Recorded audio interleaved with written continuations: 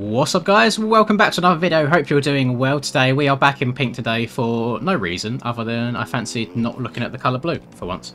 And I'm just enjoying the Yamaha 450 in general. I just wanted a different colour. And I don't have my own breast cancer awareness skin on this bike because I was riding the Fantic back when they were released. So I am riding Mr. Rider of McCreations bike. You know, just gotta rep the other YouTubers every now and again, I suppose. So we're on MX Bikes and we are on the new Kells track. I think everybody loves a good old Kells track. WW Ranch is always one of the most populated free tracks I see on servers these days.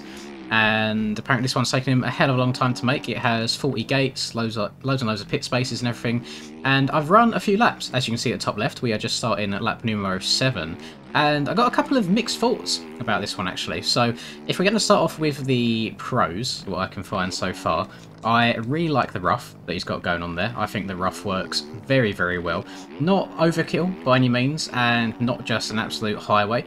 I think sometimes the WW Ranch track that he made can suffer from being a little bit too quick. So even though this is a very wide and very fast track layout overall, I think the roughness that he's got in play does slow you down in the correct places. I also like the berms are built very, very well. That is a W. However, if we go on to some of the cons, I think the ruts that aren't berms at all, just the normal ruts in the corners, I don't think they hold you that well. So what this ends up meaning is the outsides actually become like really, really powerful. Super, super OP. To be fair, I haven't done a race on this track yet with a bunch of erode. This server is set to 0.5 erode, I believe. And we've actually had the servers filled up super, super quickly. I put announcements out like 10 minutes ago and we've already got an entire full server, so that's really, really cool. So thank you everyone for hopping in here and getting these lobbies a bit more life to them rather than just me riding around in testing. My god. Hello dog lover. And actually the erode is going okay. Now I wouldn't want to dare risk going any higher than this because I think it might end up getting a little bit unrideable. I'm hoping that as the kind of laps go on, as the track develops, these inside lines become a bit more viable than what they are. Because, in my opinion at least, right now, bearing in mind I've only done 6 laps, I've not explored every crevice of this track. The outside seems super OP. What I do want to say is this, in terms of this being a Dilla replica, I think there's a few things here and there in terms of the like height map that are a little bit off. I feel like the sky shot is quite mellowed out, like I feel like it's longer than it is steep. I feel like the hill going up to as well as Screw You itself are a little bit mellow too. But I think overall he's done just a really, really good job. He's self-admitted saying that it's never going to be 100% replica. He's never been to Dilla. It's just a track that he really enjoys from, I guess, just watching it on TV. I mean, same as me. I've never been to Budds Creek, for example, but that's probably my favourite track on the outdoors calendar. And overall, I think he's just done a really, really good job. He's very good at making tracks that the kind of intermediate level players can really sit down and enjoy. I kind of put him in the same category as Fat Muppets for those sorts of tracks. They're not the most difficult ones in the world.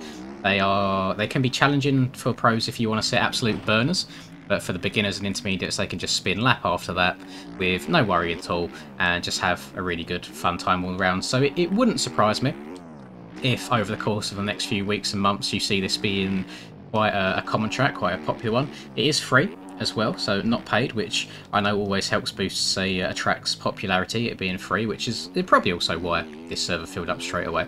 If you do see your name in here, then big W, and if you would like to see your name in these videos, or like any future videos, feel free to join my Discord server, which is linked down below. I, most of the time, at everybody, so if you hate pings, I apologise. But just letting people know that I've put a server up and what track it is, and it seems like everyone's kind of vibing with this one. Got lots of W reactions on that, so good stuff.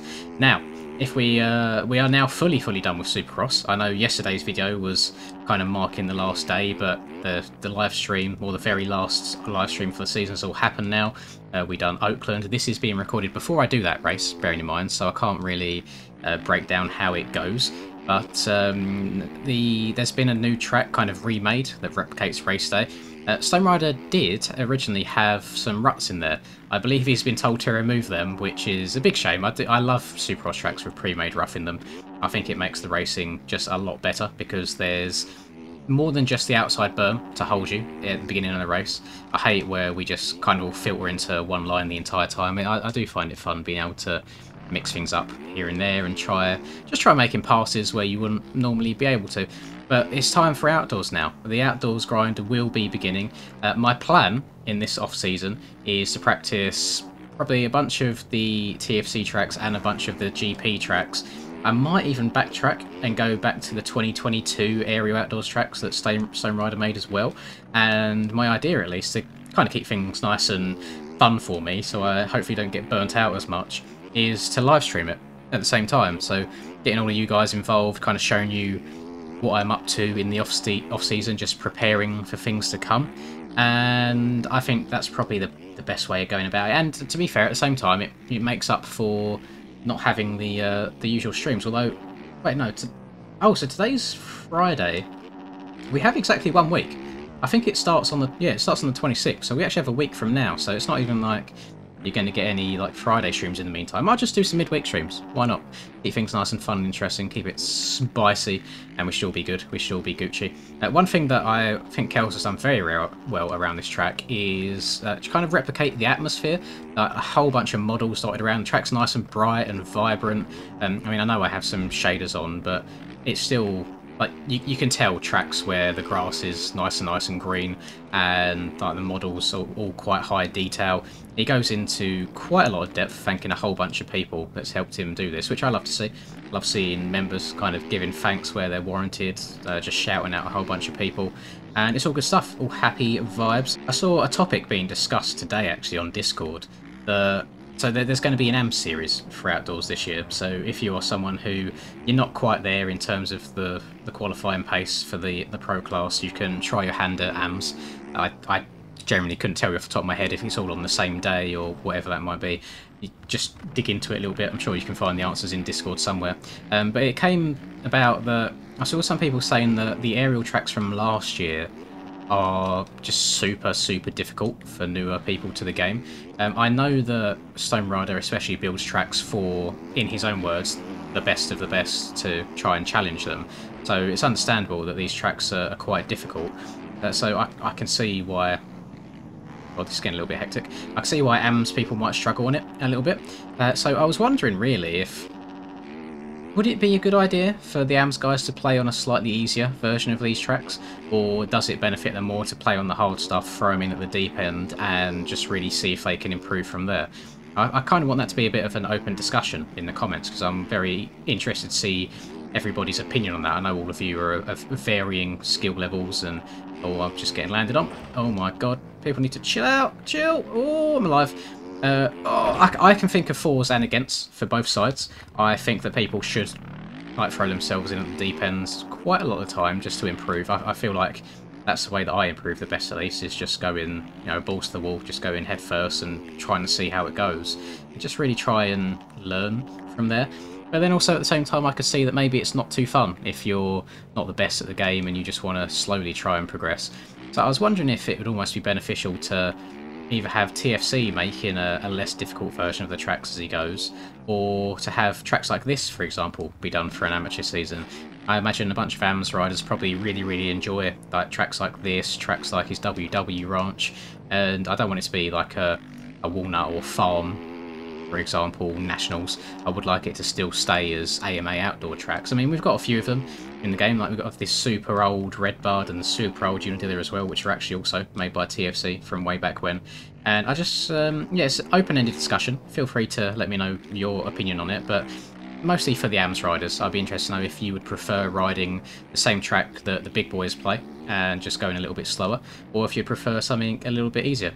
I know that with the GP tracks being released at the moment, even though we're not qualifying on the qualifying versions anymore, JV is still building qualifying and race versions, and the qualifying versions nowadays are just meant for people who probably aren't quite as good at the game, or maybe they want to play a super flat track and then build it up with just your road rather than having all the ruts pre-made for you.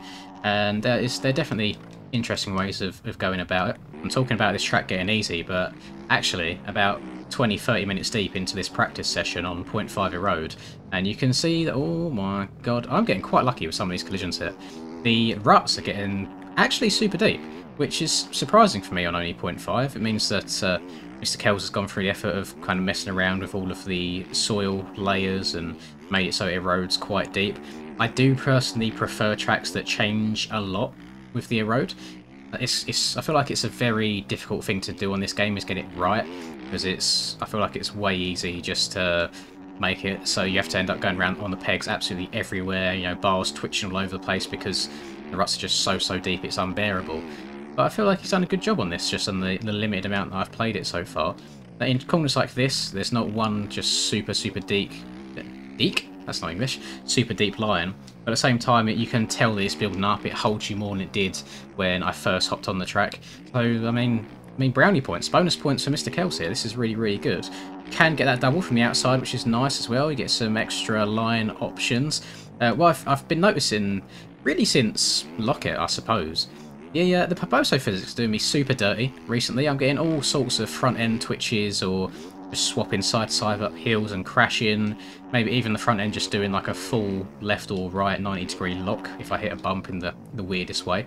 And it's very frustrating. So I hope that all gets resolved at some point.